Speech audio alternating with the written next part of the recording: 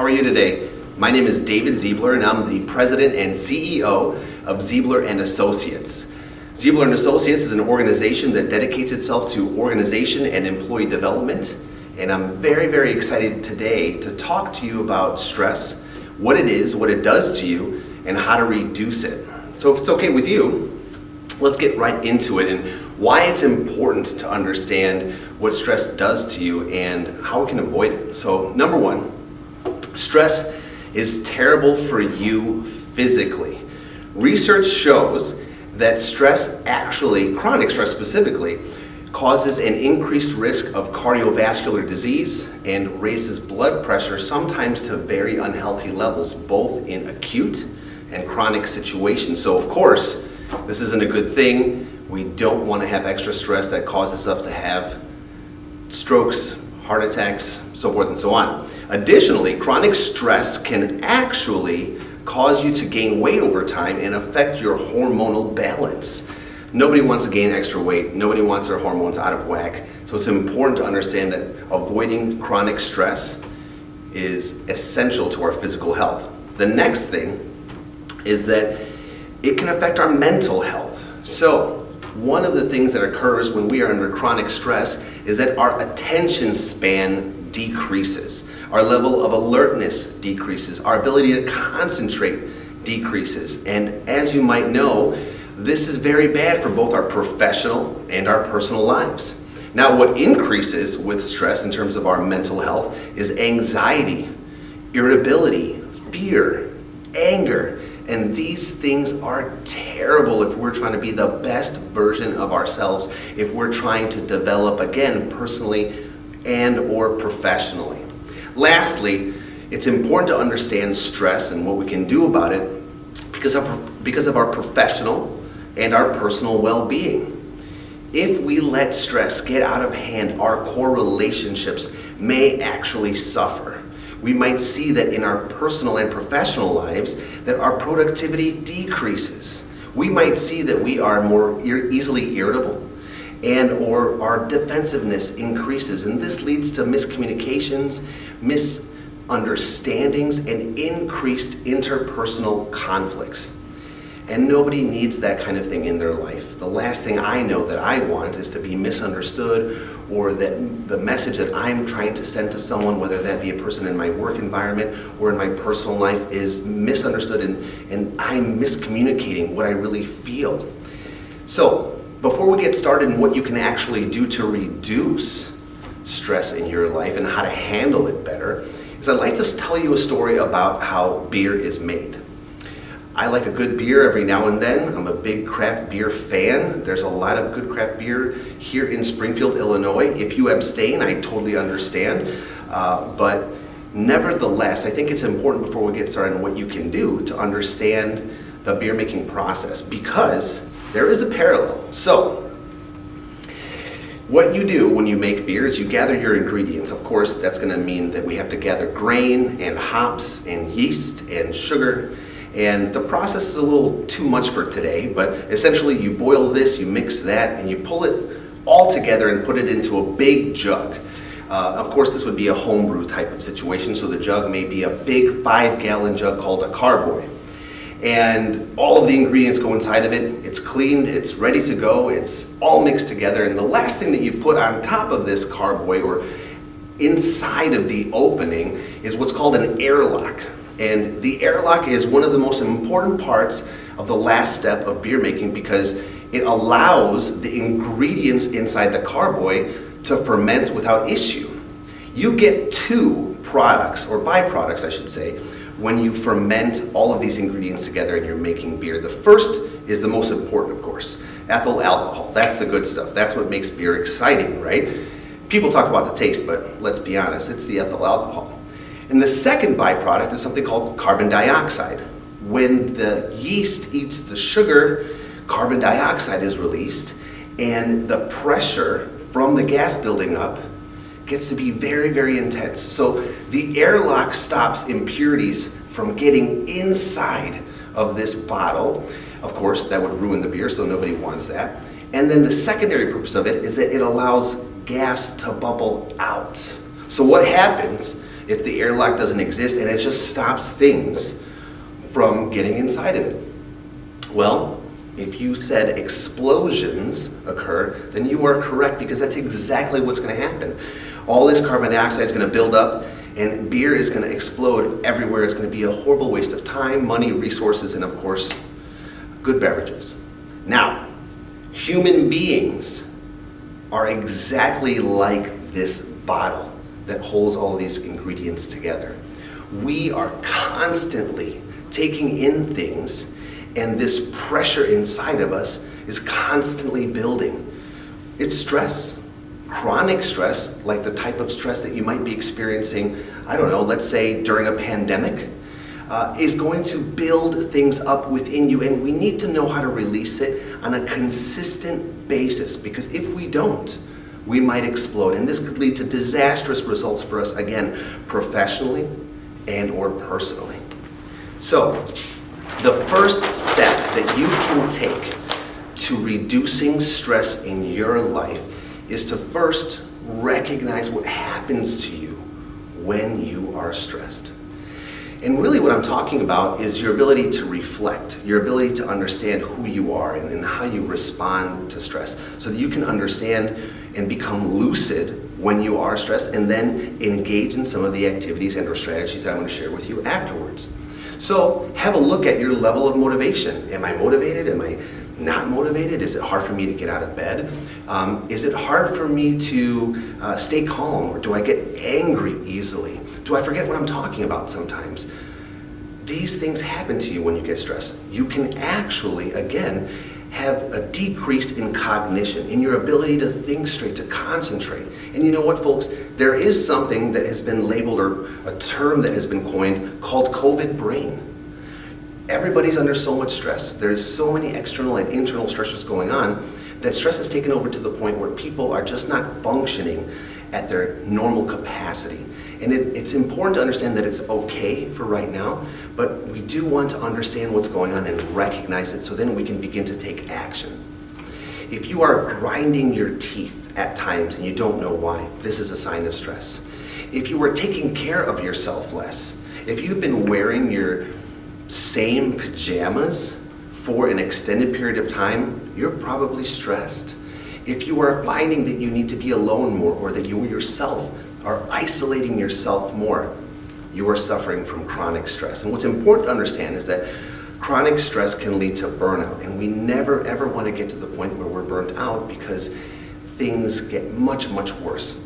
Burnout is a separate video. Hopefully we can talk about that another day, but today let's talk about how we can continue to reduce that stress. So the second thing that you need to do after you reflect and recognize what happens to you when you get stressed, so then you can engage in some of these activities, is to take care of yourself physically. So the first thing, and it seems obvious, is to exercise.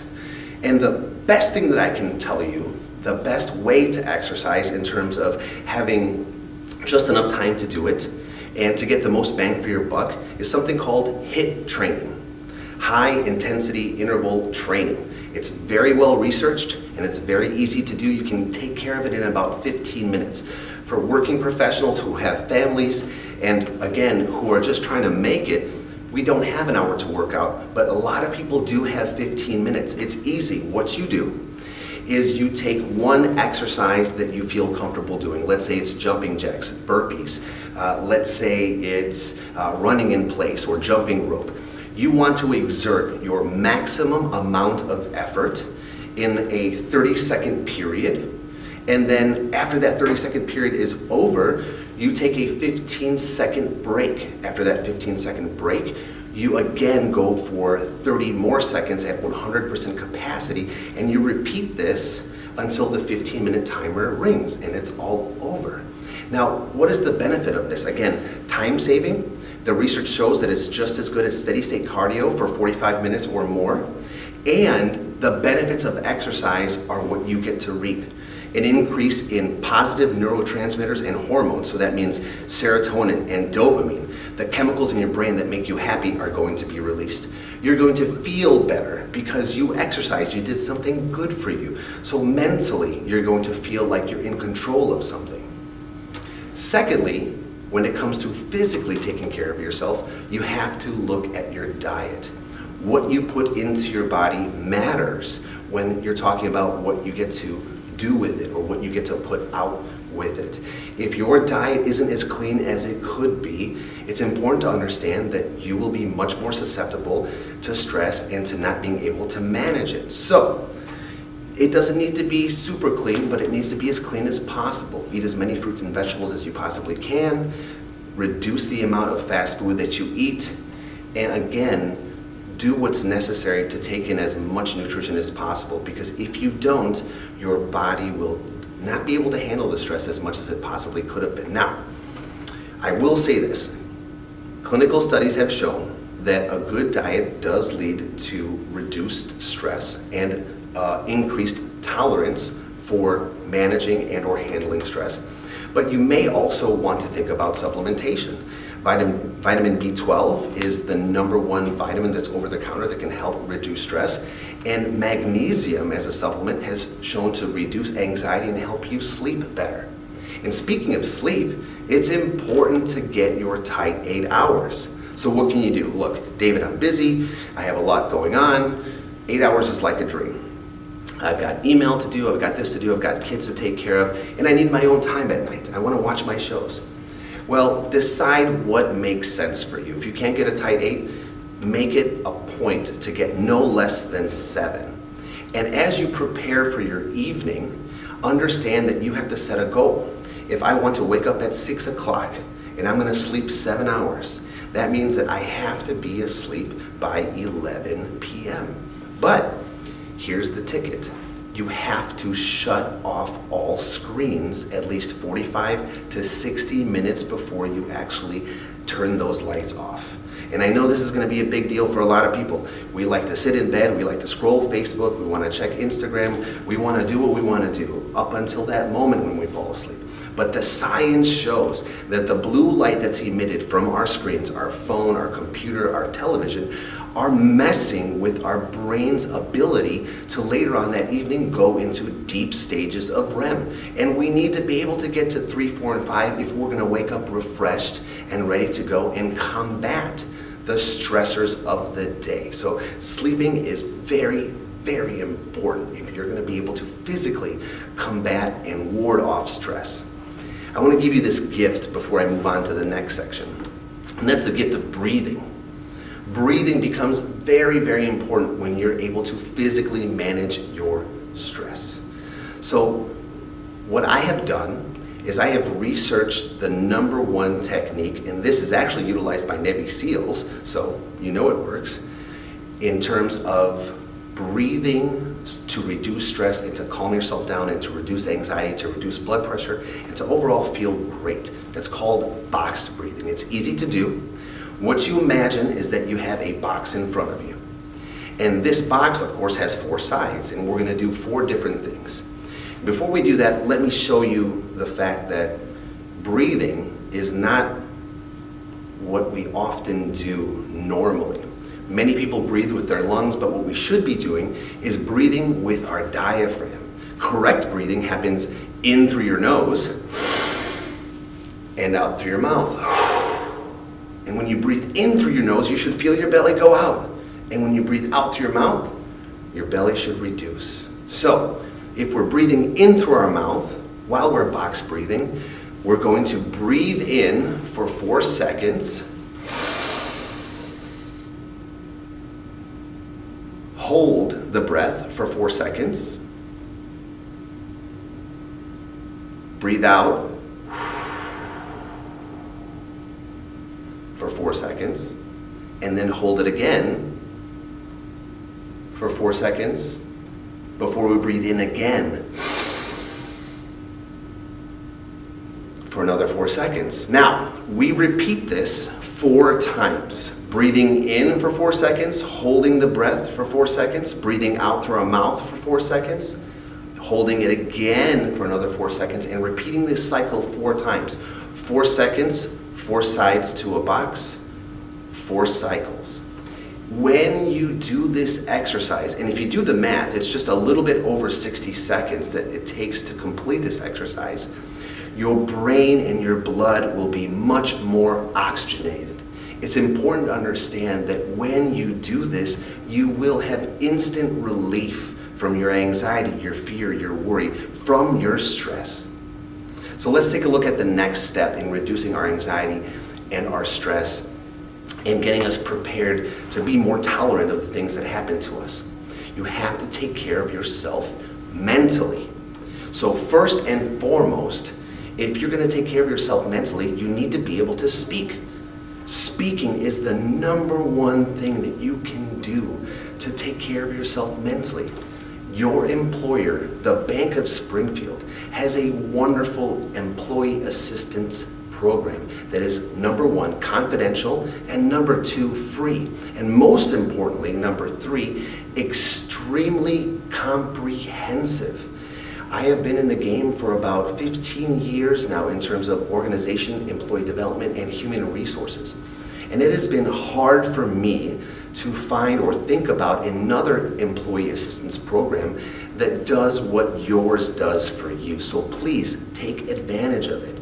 It's not just about counseling and therapy. It can provide you with resources that include things like identity theft counseling and or protection.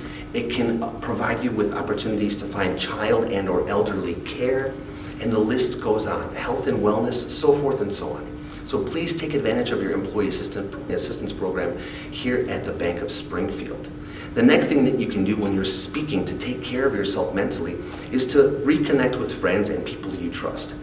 When you're engaging in positive conversations that are expressive and that happen consistently, you remove the physical weight of the stress that occurs within your body. And what you need to do, in addition to speaking to your friends and your colleagues, is to seek professional help even outside of the employee assistance program. We have to remember that if we go to our annual physical with our primary care physician, if we go get our teeth cleaned regularly, if we change the oil on our car regularly, if we brush our teeth regularly, it's important to understand that taking care of yourself mentally by speaking to a professional like a clinical social worker, a psychologist, or a psychiatrist, it's the very same thing. We have to remove the stigma of mental health, and you can begin to take advantage of these wonderful services by going and seeking these folks out. There's nothing wrong with it. An additional service that might help you is professional and or personal development coaching. You know, I often say that if you're going to take care of yourself by speaking and you choose to speak to your friends, an easy idea is to set something up, like today in the age of Zoom, like a Thursday Zoom meeting where you have one glass of wine or one glass of beer with a friend, and you engage again in this expressive, consistent sharing of what's going on. And I often say that one glass of wine and great conversation is adaptive and very good. But one bottle of wine with no speaking, drank in isolation, is maladaptive and does not help. So please understand the difference between speaking and letting things off your chest and engaging in a maladaptive behavior that can actually hurt you and cause a downward spiral to begin. So the next thing that you can do to take care of yourself mentally is to have the appropriate perspective of what's actually going on. So, for example, what do I mean by this? During this global pandemic, there is a lot going on. There is so much that we have to sacrifice. There is so much that we cannot do in life right now. But I want to tell you a story about a place outside of Derinkuyu, Turkey. And it's a story of an underground city that is built inside of a mountain. And it dates back to about the 7th or even 8th century BC. And what's important to understand about this city is that this city, built inside of a mountain, underground, can house 20,000 people. And it is said that people over the course of history have hid inside of this city for extended periods of time. Now, we have been going on at this particular date with the pandemic for about 8 months. It's a very, very long time. But we get to breathe fresh air most often. We get to see people, even it is through Zoom. And we are not shut inside of a mountain in the dark all day long, every day, for years, if not generations, which it's thought that many people were inside of this underground city. So perspective and the story that we tell us becomes very, very important. Speaking of perspective and self-talk, it's important to be able to tell yourself the appropriate story about what's going on if you're going to reduce stress. If you're walking around telling yourself, I'm stressed, I'm upset, I can't believe these things are going on, what am I going to do, how am I going to do it? These statements, these questions, train your brain to be in a heightened state of agitation, and you're actually creating more stress for yourself. But if you were to flip the script, if you were to flip your self-talk and say, you know what, this is going to be hard, this is going to be difficult, but I'll make it. I've made it before, I'll make it again. In fact, right, I know I can get through this because out of everything else that's ever happened to me, here I am. So my track record is actually pretty good at getting through the things that have been hard in my life. I can make it, I'll make it. Say things to yourself like, you know what, it's going to be an easy day. It's going to be a piece of cake. I can do this. I've done it before. Self-talk is a very underrated and powerful tool. And yet again, the Navy SEALs utilize this to get through their grueling training and sometimes the difficult situations that they might find themselves in.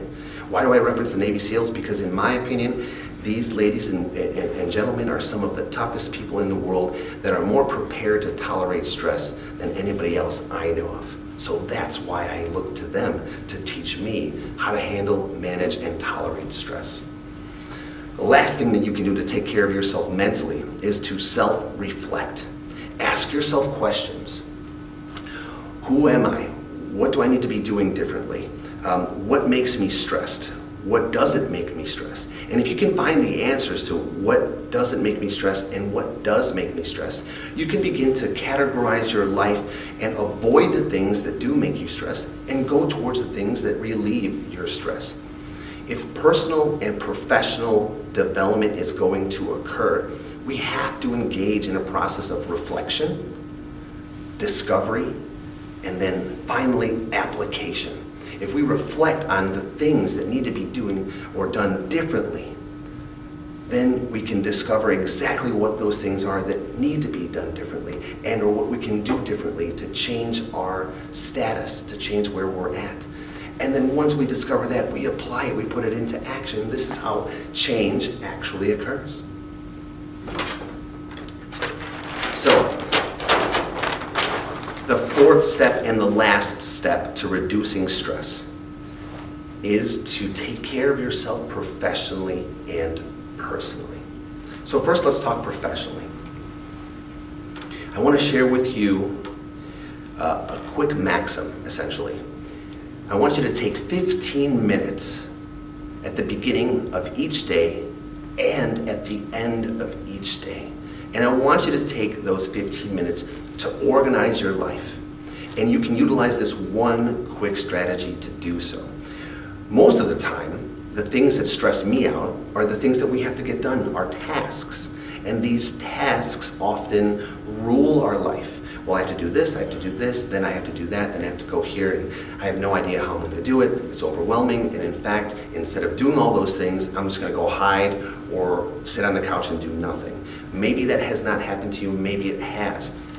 But if we organize the tasks that we have, we make them much more manageable. We can begin to dream about what we need to do in order to handle them. So here is a quick method. What I'd like you to do at the beginning of the day for 15 minutes and at the end of the day for 15 minutes is think about the things that you have to do, right? The tasks that need to get completed.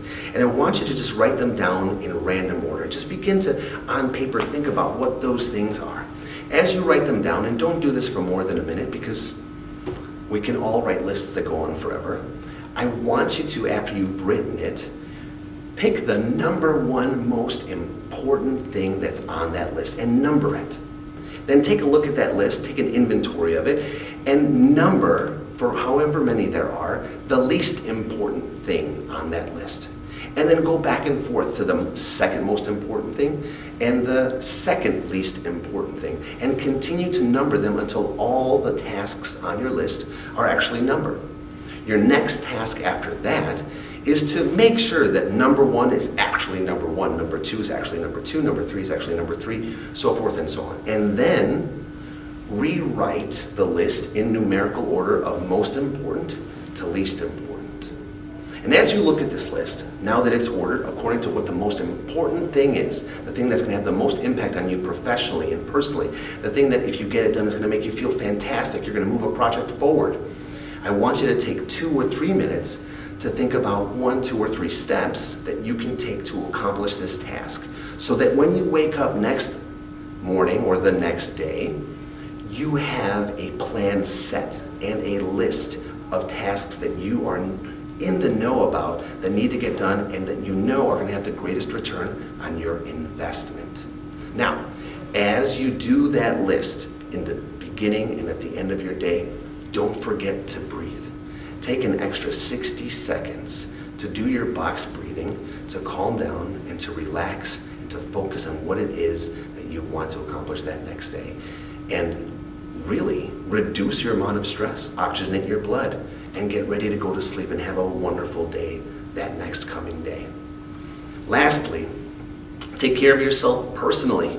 There are things in our lives that need to be removed. What are those things? Ask yourself those things. Create a list of the things that you need to remove that are actually causing you more stress. Are they relationships? Are they processes within the home? And then think about what you need to add to your daily routine to make things easier for you.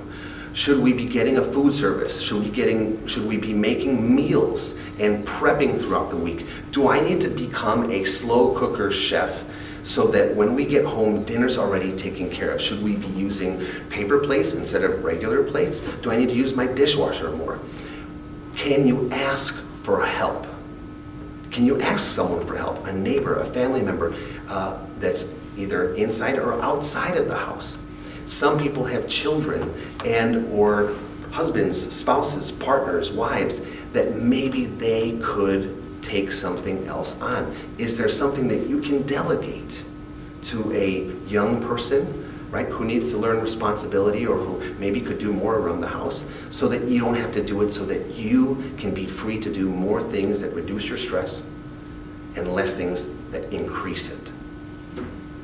The key to all of this is putting it all together. Reducing stress, unfortunately, is not an issue where we have one silver bullet. There are things that are going to happen to us. There are things that are going to be internal and external. But if you utilize a combination of all of the things that I've mentioned, you will be poised and ready to combat the stress that continuously bombards you, and much like that story that I told you about beer making, you won't explode. It has been an honor to speak to you today. I hope that you've gotten something out of this. I thank you. If you need anything else, just remember, my name is David Ziebler, and I'm with Ziebler and Associates. Take care, everybody.